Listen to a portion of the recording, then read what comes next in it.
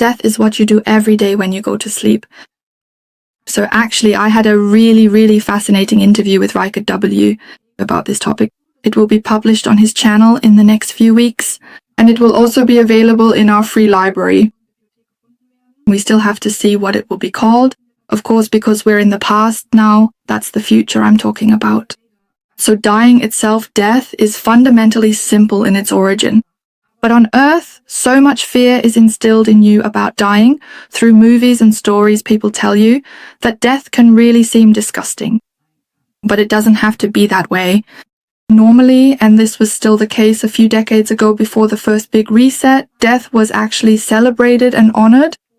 Dying under normal circumstances is simple, like falling asleep, and happens very quickly.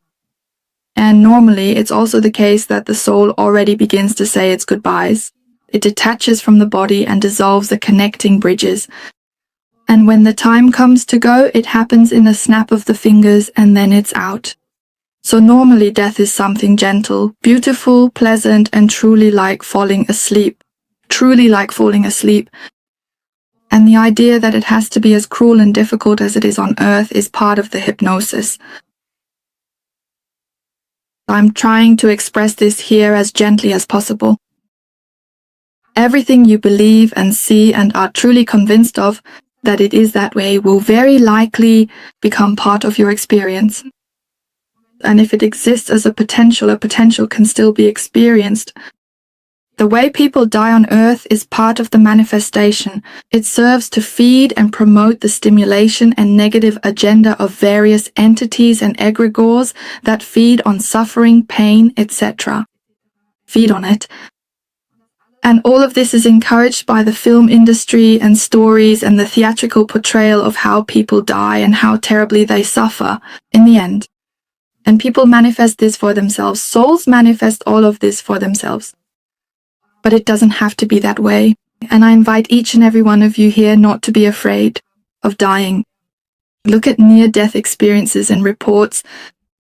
By now, there are billions of near-death experiences out there. I also once had a death experience. And it's not bad, it doesn't hurt. It's okay, but it can be bad if you are manipulated into believing that it's bad. And the film industry is one of the biggest factors. Children grow up seeing people screaming as they die. Children grow up, so to speak, with traumatic births, with movies where traumatic births take place. Children are, from a young age, indoctrinated with the idea that life is painful, hard, and cruel. And this is so deeply embedded in the hypnosis, and dehypnotize that as quickly as possible. It doesn't have to be that way. Dying is actually gentle, pleasant, and easy. It's a transition like falling asleep, and that's how it should be. And another perspective I'd like to add here, while you believe you are living, you are actually dreaming. That's how it is. That's how it is. The physical world is so insignificant compared to what you truly are that when you close your eyes at night and go to sleep, that is more real than the reality you live in. That's why, truly, when you fall asleep, it's actually like dying. You wake up, and the same thing happens when you die. You fall asleep and you wake up. The human experience falls asleep, but you wake up as your true self, as what you really are. Suicide makes a big difference. Suicide is something I would never recommend. Why? An incarnation is placed in a space of challenges and difficulties in order to master these challenges and difficulties. And as long as you open your eyes here in the human experience, you are exactly where you are meant to be. When the human experience is over, then it is over. And that happens immediately. You wake up, the human falls asleep, and you wake up, sudden death, goodbye. When your human experience is over, then it is over, and you know that it is over. And as long as that is not the case, it would be an interruption of the experience. And everything you do then, as the soul that you are, is to recreate the same reality all over again. But with even greater challenges, because after all, you were supposed to understand it. That means a suicide will not set you free, but will bring you right back to where you thought you were stopping. And that is, when I go into the near-Earth realms, when I spend time there in the astral, that's the biggest problem for the souls who are lost, who have taken their own lives, that they are surprised to find they are still there. They have killed themselves, but they are still there. And they create similar setups around themselves. They create for themselves the house, the bar, the drugs, the family, all around them. Only everything is completely distorted. That means they have killed themselves and are still there, just like before. And there are special units from the non-physical realm for this, who materialize themselves in these nearby Earth realms and extract those souls who are suicidal from there. So feel free to watch the movie What Dreams May Come.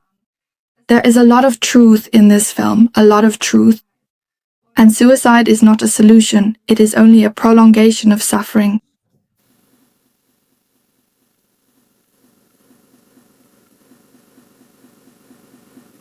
Maybe you could even use that as a kind of basic rule here now, or as a kind of helpful guidance. According to the motto, what scares you is a lie. Yes. What really... Yes. Yes. Yes.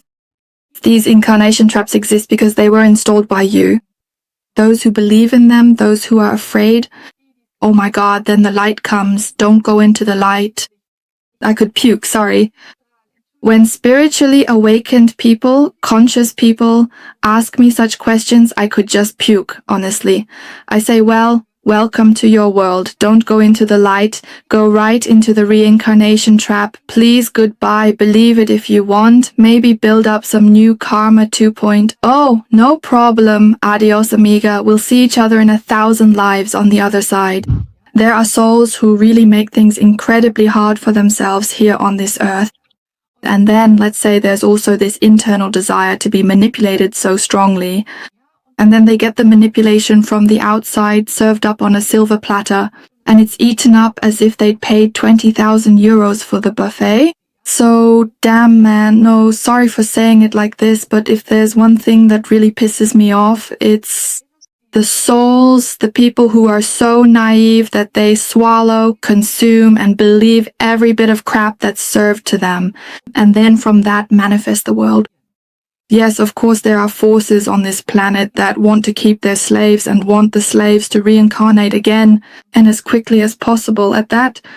Then by all means, go ahead and do that by believing in that kind of crap. But if you stop believing in that kind of crap, yeah, then no one can come and get you. There are cycles and loops of incarnation or traps that arise, but of course only through separation, because I haven't finished something, because I haven't achieved a goal yet, because I haven't understood something yet, because the purpose of my incarnation hasn't been fulfilled yet. And then a soul reincarnates again. In your heart you are safe. Not out there, not in here. Yes. And if you are afraid of dying, or if you are sick, or whatever it may be, go into your heart and seek the connection with your essence. In your heart is your essence, your soul. You will find it there. Then dive in there until you have found the connection again. Not out there, not somewhere else, but within you. And when you die, you return into yourself and then you let go. Dying is an inhalation, not an exhalation. While the person exhales, the soul inhales the essence again.